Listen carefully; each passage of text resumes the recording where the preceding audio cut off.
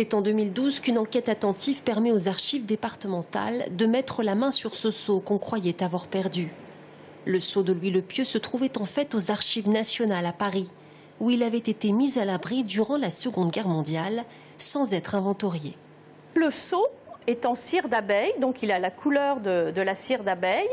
Il a été restauré, donc on voit les traces de restauration, là, de cire plus récente. Il représente Louis le Pieux en empereur romain vu de profil, et autour de ce buste se trouve l'inscription en latin Christe protege Ludovicum imperatorem, au Christ protège Louis empereur. Louis le Pieux, fils de Charlemagne, devient empereur d'Occident à la mort de son père en 814. Un règne qui sera profondément marqué par la révolte de ses fils qui menacent l'Empire. Son surnom de Pieux lui a été donné car il soutenait les intérêts du pape. Le sceau renferme d'ailleurs bien des surprises. En analysant le morceau de cire, ils se sont aperçus qu'il y avait des fibres.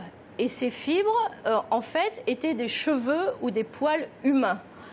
Et comme le sceau, à l'époque, n'était pas encore fixé sur la charte, l'analyse était beaucoup plus facile. Mais le sceau de Louis le Pieux, lui, comporte des poils d'animaux. Un élément qui suscite de nombreuses interrogations. Le 18 octobre prochain, un colloque sera organisé au conseil départemental pour confronter le point de vue des scientifiques.